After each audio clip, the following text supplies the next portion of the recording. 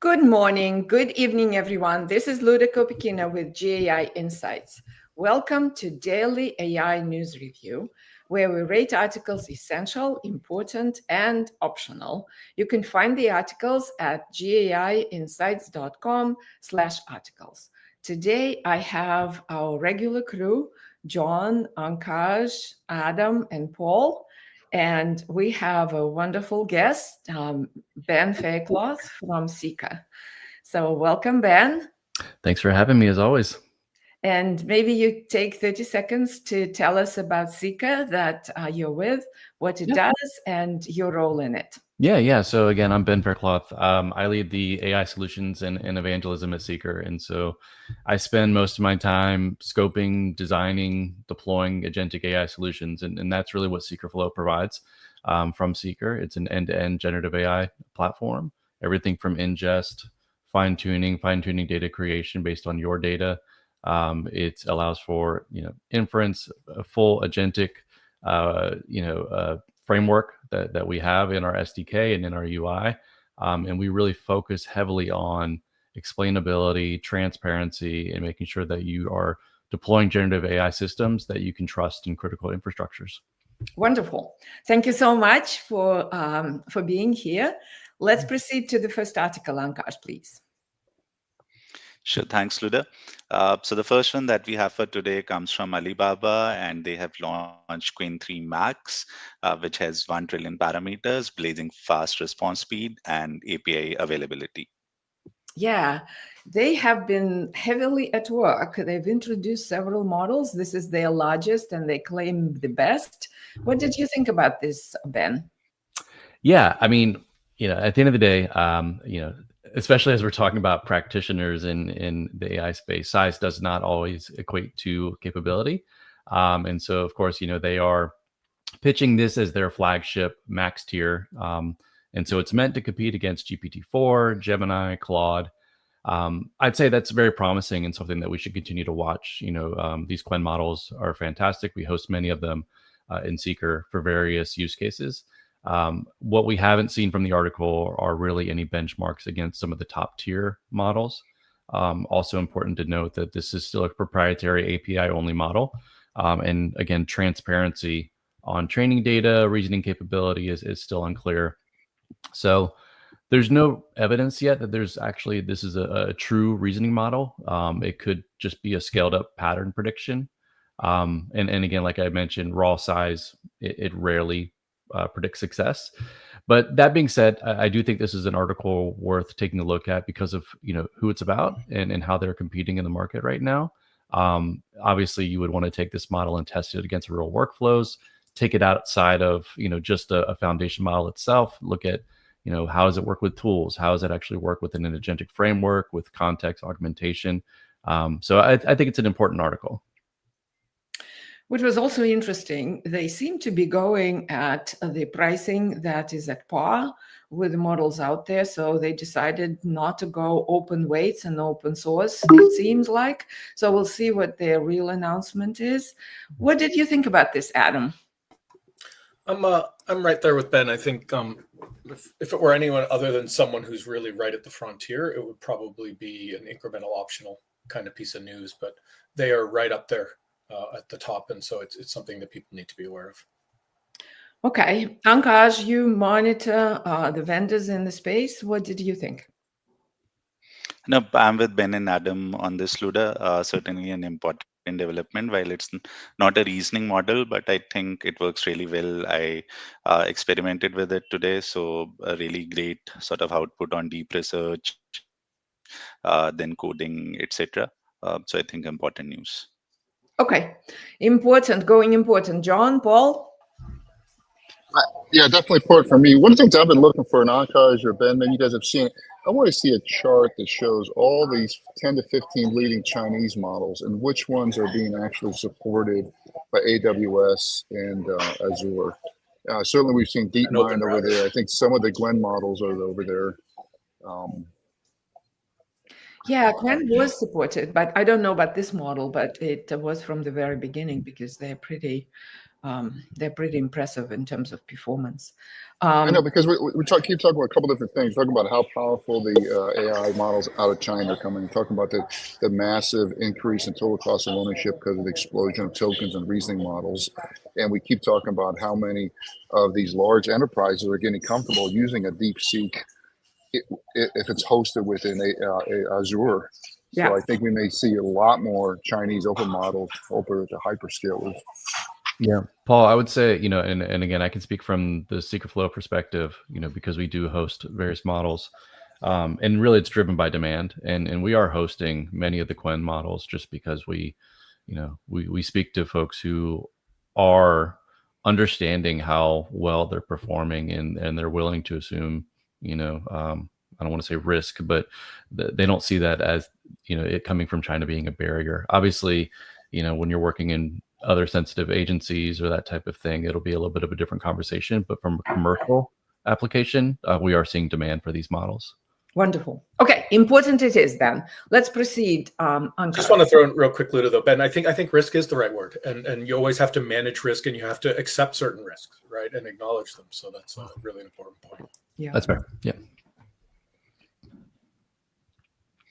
Okay, moving on to the next one. This one comes from Anthropic, and Anthropic is paying $1.5 billion to authors in landmark AI settlement. Yeah, this is not final, it sounds like. It still needs to be approved through the court system, but it sounds pretty close to fruition. What did you think about this, Adam? It's pretty big news, and it definitely has some teeth in it with a financial penalty of 1.5 billion, and that's at least 1.5 billion plus interest, and that's as they say, approximately 3,000 per book or piece of work. So that's a massive amount of money. I mean, even if they knew this was going to be the outcome, it's still well played by Anthropic, certainly. But I think this is at least important or not essential potentially. It is a little early still, as you said, Luda, which is why it might still be important. But AI leaders really need to start considering the implications of this in terms of going back to whoever it is they partner and vendor with and getting some sort of statements for them or some information that can provide whatever kind of assurances they can, they can give in terms of provenance and training data and what these, because clearly it's going to start falling back on these companies to say, you'll no longer be able to say, oh, well, I didn't know the model I was using was trained illegally. Right. And there's going to be the waterfall repercussions of this. And I think the AI leaders start having to get their heads around, do we have to repaper all of these engagement relationships with all of these vendors? Yeah, it's real signal to the marketplace that this is now, you have to thread really carefully in terms of the licensing the content that you're using behind the models. What did you think about this? So important from Adam. What did you think about this, John? Yeah, I thought it was important as well. I think that it's a needed step that, content creators have to do stuff. We're in kind of a difficult situation because this is big money. It's about 5% of what Anthropic has raised. And as a VC, putting up $1.5 billion to pay a fine can't be too appealing. But on the other hand, this is less than 1 week's worth of EBITDA from Microsoft. So, the big guy, this is going to tilt the market toward the big guys for that reason, in the sense of deep pockets. The other things is going to tilt to the big guys because they can indemnify customers under certain circumstances. My understanding of the Google and Microsoft APIs is that if you use their content, you're indemnified against this. Not across all their models, but if you are in fact an API user on their platform. So again, it's going to really advantage the large companies, but I do think we need a solution for paying for content. Yeah, and certainly something that creates a precedence that now people have to pay attention. Okay, going important. Ben, what did you think? Yeah, I'd say it's important as well. I think it highlights that data transparency is going to become table stakes when it comes to these foundation model development. Okay. Let me make the case for essential. We've been talking about this sucking up of proprietary content without case law. This is the first case law. This is a legal settlement there's marching to. We've estimated that OpenAI is looking at $20 billion of settlements over the next 3 or 4 years. And I think one of the things I keep seeing AI leaders get asked is when their marketing department's creating content or starting to fine tune models, what are the edges on them? So I think this is something that's important for the AI leaders to know. We've talked about essential articles also being critical articles that we want them to forward to key people and organizations here. And this is something I'd want to make sure that their marketing and risk teams are aware of and to get forwarded. So I'll make it, because of that, I rate it essential. Yeah, I'm with you, Paul. I was just going to say it. So thank you for saying it. So we have essential. Ben, John, Adam, agree or push back? Oh, I was on the fence to start with. Luna, you have the chalk. There's no disagreement. Yeah. Channel your inner John here. Channel your inner John. Ben, would you agree with essential? I would agree with essential. Yeah, I'm happy to go there. Yeah, essential it is. Let's proceed. Okay, the next one comes from Databricks, and it is titled From Search to Sale, How AI is Redefining Customer Engagement and Loyalty in Retail. Yeah, it's an interesting article that goes through what's happening in retail, even though it's a puff piece, as we would call it. What did you think about this, John? Yeah, I was going to give it an important, it's not a bad compendium of different places in the sales funnel that, we see the impact of AI, especially in a business to consumer, activity. There's no new data here, right? It's just taking data from other folks and noting the different ways. We're in the middle now of doing a pretty large research project for one of our customers that we think will be spread across other industries as well. Is that this whole notion of how AI supports the sales funnel is so essential, because people are going to be, I believe that as we get more and more capacity through these AI models, competitive intensity is going to go up in different industries, which means that people are going to be fighting yet harder to, find and keep customers. And AI is going to be a big part of that, whether it's, from SEO to AEO or all the way through customer service. So I thought important, not essential, but, and is very, I'd love to be able to strip the sugar coating off this thing, but, whatever, it's a puff piece for the vendor, but not a bad compendium. Right. The table that shows up in that we were showing up right here is worth a lot. It's actually a compilation of different cases that through the flow of engaging a customer from discovery, consideration, purchase, and what are the techniques being used. So this table is actually quite good that people can use. What did you think about this article, Ben? Yeah, so I'm a former Brickster, so I might be a little bit more cautious on this one. But I would say it really depends on, the audience. Databricks is really good at publishing these pieces that are great for those that are either already deep in the Databricks ecosystem or potentially they're exploring the Databricks ecosystem. We would use these heavily if we're speaking to a customer in a particular vertical and say, look, go back and read this article. You can look at that table that you're showing right now. You see that we get it, right? We've experienced this before. This is comes from practical application.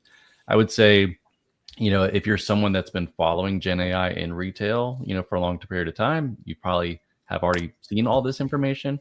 But I'd say there's nothing wrong with the examples, and I think it's a great use case application. So I'd lean towards important, but I'd probably just say optional for the masses.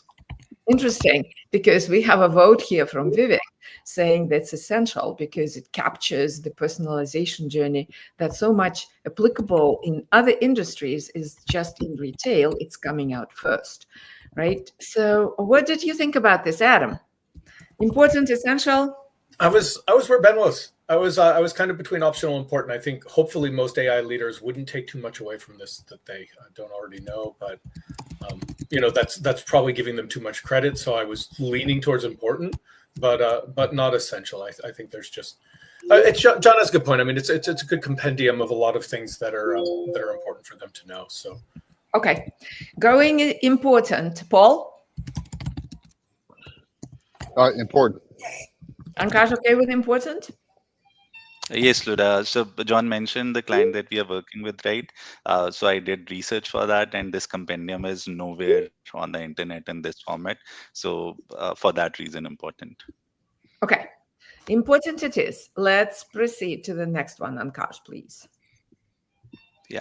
So next one is a big one from OpenAI, and they claim that they have found out why language models hallucinate. Yeah, this was interesting, wasn't it? I was surprised by the name of the article. It's like, why after so many years, right? We now come back and talk about it. What did you think about this, Ben? I love when we actually go back to the fundamentals sometimes, and I feel like this is an example of that, where we're still adding fresh perspectives on it. So it goes beyond the surface level, and I think it does go under the hood a little bit further into LLM hallucinations, and I think it validates a lot of what we see in the field. So there's a couple points. Obviously we know that these models, they're not trained to know facts. They're trained to predict the next token. And that means that they're always rewarded for sounding plausible, not always necessarily correct. And ultimately, if they're not incentivized to state, I don't know, they're going to continue to produce outputs even when they shouldn't. What really stood out to me is how you have these low frequency domain specific facts. And that's going to be where hallucinations tend to spike. And I think that's what we see in deploying systems in finance, healthcare, compliance. It's the edge cases that really matter the most, and those are the hardest ones to get right. So I mean, ultimately, the best models today, they're still going to hallucinate on 10 to 20% of these rare factual queries, and I don't think size alone is going to fix it. It kind of goes back to the Quinn discussion that we had earlier. Really, what really matters is grounding responses in proprietary documents, and adding different evaluation layers. And sometimes the safest and smartest thing an AI can say is I don't know. So I think overall, I'd consider this one to be essential. Ultimately saying that hallucinations, they're not bugs. They're actually baked into how these models are being trained. And if you can't trace the answer back to its source, you likely can't really trust it in production either. So there was this essentially plea or discussion about putting the evaluations together so that they essentially lean towards I don't know, humility in the answer, rather than upbeat response to propagate the error effectively. So how much traction, Ben, do you think this will take in the market across the LLM providers? I mean, I think this is something that we at least in terms on the evaluation side, we already worked this into our evaluation framework. Even when we talk to customers, we would rather state I don't know rather than hallucinate on something. But there's other again, going back to secret flow, there's other mechanisms that we use to reduce hallucinations, and we've proven to do it far better than some of the other systems out there. Hallucinations, they really occur when, again, you're not capturing edge cases. And if you're able to fine tune a model or augment a model based on your own organizational's data, then you can really allow for those edge cases to be contained within the model. The other challenge that people see is that understanding when a hallucination is occurring or when it's not. So a lot of times you may have an incorrect answer and you'll attribute it to, oh, this is just the model hallucinating, but maybe it's actually contained within your data. So there needs to be some type of contestability as well. But going back to the idea around I don't know versus providing an answer, we build those guardrails into many of the solutions that we provide for customers today, and feedback loops there for when we don't know. How can we ensure that the model is going to know going forward? So I think, again, hallucinations, it's not new. Like you teed off at the very beginning. I think how we talk about it and the different mechanisms for reduction is really getting better and better. But that being said, guardrails, proper evaluation, I don't necessarily look at that as a new paradigm necessarily. We're just continuing to talk about it. Yeah. Okay. So important, maybe essential from Ben. What did you think, Adam? I landed on important for this. I was leaning towards optional, but I think Ben has talked me up. It is very important. To his point, there is a lot of what's in here in some ways has already been observed and addressed in a lot of production enterprise environments. So I don't know. I think I was not essential. It's big news. It's an important point, but Okay. Not something an AI leader needs to be looking at too closely right now. Okay, John, what did you think? Yeah, I was on the border between important and essential. The thing I found most striking is, and it's obvious, but it stuck out now that I know it. Right, it stuck out to me is how much the evaluation systems are driving the outcomes from the models, and I think this is that I think is a huge thing, because reinforcement learning. I think 26 is going to be the year of reinforcement learning and new types of data, as well as mobile. Like, those are going to be like at least three big things. And I think that we're going to see, and reinforcement learning has a lot to do with the structure of the evaluation, all to do with the structure of the evaluation and improvement functions. So, if you have a categorical lean, like, give an answer no matter how confident you are, that's a massive thing in a reinforcement learning, paradigm. And so, I don't know, I would love to have some kind of, we do this in academia all the time, some kind of semantic framework that says, here's the underpinning of the evaluation system, because that's what we're optimizing around. Anyway, so I would give it important, maybe essential. Okay. If I can jump in, just one thing I forgot to mention is this is also a good thing to weave into the conversation, is that concept about this dual models where you have both the probabilistic and deterministic working side by side. Like, because a lot of times those deterministic models are much better at getting confidence levels and certainty. Whereas then the probabilistic models, Ben made a very fair point. Like, by definition, they have to hallucinate. Like, that's how they work. They're actually just trying to predict the next token as best they can. They're literally making up the answer as they go. So it is a good article, and it adds some value there. It is a critical article. So I am, Paul, I'm going essential. What are your thoughts? Quickly, we need to keep up pace. I support your use of the chalk, Luda. Well, thank you. We will review another article. Enough of this discussion of democracy. Of deep research, right? And there we're deploying humans to essentially validate, because in these cheery responses that might be totally wrong, this is where you get hit as an enterprise leader. You can get totally on the wrong path. So this is critical. Essentially, it is for now, until we really pin it. Okay, let's proceed, Ankash. Okay, the next one comes from the Wall Street Journal, and it is titled, "Will AI Choke Off the Supply of Knowledge?" Yes, it's a stirring, thought-provoking piece. What did you think about this, John? Yeah, I would give it an important, because it's going to be part of an ongoing discussion. I'm not worried about this problem. Like, I think that people are underplaying the unemployment that AI is going to bring, but I think they're overplaying model collapse, because there's so many people. If the models do collapse and there's not enough information or novel activity, there's so many incentives for people in the marketplace to differentiate by creating novel content that we will go there. And so, so I'm really not worried about this problem, because I think this is a place where market forces will, in fact, adjust the problem. I think on the employment thing, I think we're in a different place. I think because we're not making the investments to make people more employable. But so I was going to give it important, because this notion of model collapse is going to come out again and again, and the whole notion of the enshittification of the internet in general due to these models. But I don't think this is a good prediction. I think it's just a stopping point on a growth curve of content. That's an interesting analogy. Ben, what did you think?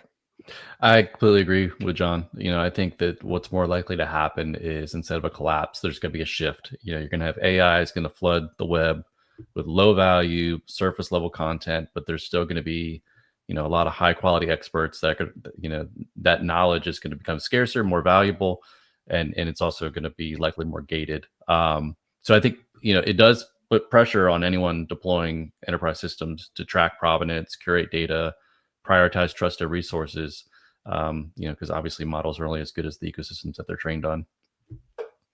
So I'd say, optional or important on this one. Yeah. Adam, what did you think? I actually disagree with this article because I think this is actually contrary what's happening, because people are starting to recognize the superficiality of the responses of the models, and they actually push it on the creativity side, if you will. Adam, what did you think? I optional as well. Happy to move along. 9:55. Okay. Yeah. Well, Okay, let me make the case for important here. I had a call with the AI leader at a 11,000 person company on Friday. He was the only one doing AI. He's presenting to the board next week. Thursday, Mike and I had a call with a major PE firm's AI leader. He was the only one doing AI.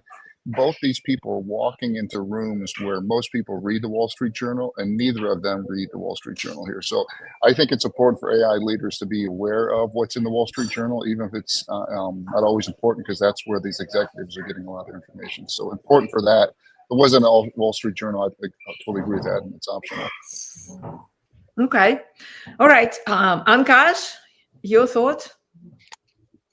I was optional on this, Luda. I don't agree with the premise stated in the article.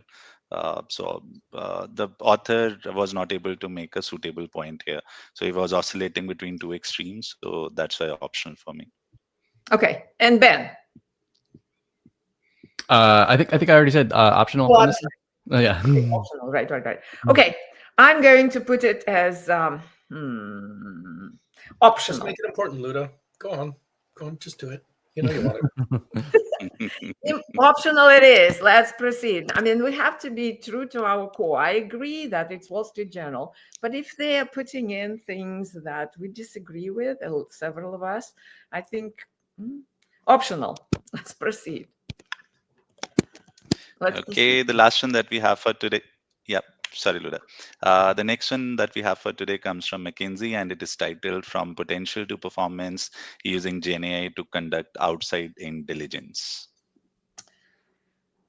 Adam, this is an interesting presentation from McKinsey. Yeah. So 5 questions like normal. So what do you think? Starts off pretty dramatic. Before they can commit to major investments under tight timelines with incomplete data and giving rising expectations of value creation, leaders must conduct a rigorous outside-in diligence process, right? And that's true. And they give you 5 how-tos, but they're mostly widely circulated things like make sure you keep a human in the loop, have structured prompts, train on your own data. I didn't find much really insightful or in terms of thought leadership in this article.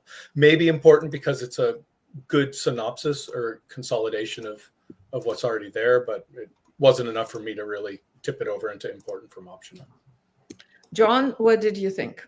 Yeah, I was going to go important. Here's an area, I agree with everything Adam just said. Here you've got this is an area that, people get paid a lot of money to do this. And I have to laugh when people say, oh, it's augmentation, not automation. It's like, okay, well, if I now have a team of 6 that can do the work of 100, well, the other 94 people aren't going to get hired.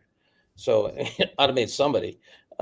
So I think this is a big deal in terms of these complex interactions. McKinsey's ability to do software service as software. So I was going to give it an important. Okay, Ben, what were your thoughts? I think this article, as you'd expect from McKinsey, the strategic framing is valuable. I like how they go beyond, comparing model sizes and model selection just on the foundation side, and they go towards, reducing hallucinations through augmenting model knowledge, et cetera.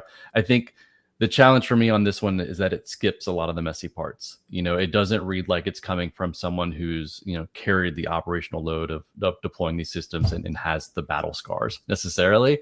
So I don't really look at it as a place where I would go for as a trustworthy source. So Ben, are you accusing McKinsey? No street smarts? Is that what you're saying, Ben? No street happy smarts? Where the rubber meets the sky? Yeah, I know. Controversial statement this morning. I understand. Yeah. Rubber meets the sky. Okay, so optional for you. Okay, great. Ankash, what did you think? Optional for me as well, Luda. Okay, Paul, the last vote. Optional, but I really love the term amplifier. I think that's a really good term for thinking about how I want to tell our team that's doing GenAI training, consider using that term, because I think everybody wants to be amplified in the right way. Yeah, that's true. Good point. And Okay. getting a bigger amp does not make you a better guitar player. All right. Optional it is. But you feel more powerful, John. Absolutely. You can annoy more neighbors. All right. As Ankash prepares the scorecard, announcements, Paul, John, Ben. Yeah, a lot going John, on. you want to here. share where you? Yeah. Share where you are and what's going to happen. Yeah. Yeah, so I'm out here at in Stanford. The next 2 days is going to be a day at Google, day at Stanford. This is Imagination in Action. Our friend John Warner out of MIT. We've got a tremendous number of speakers, really all over the waterfront in terms of entrepreneurs, pundits, and so forth today. He's interviewing Eric Schmidt. We've got the folks from UBS presenting. The same economist is going to be presenting at our activity, a series of lightning talks from up and coming startups. So really quite a number of Stanford professors just really talking about the next revolution in AI in terms of its impact on the physical world. It's going to have a flying car. It's really a ton of excitement. Expect a couple, almost 1,000 people to come to this. Should be very exciting. And I'll be streaming some and sending some missives as we go along. Okay, wonderful. Okay, for today, we have 2 essentials, 2 importance, and 2 optionals. Thank you all for joining. Ben, thank you very much for your insights. Really appreciate it. And we'll see you tomorrow. And we'll hear from John of what he has gotten from the day 1. Thank you. And see you tomorrow.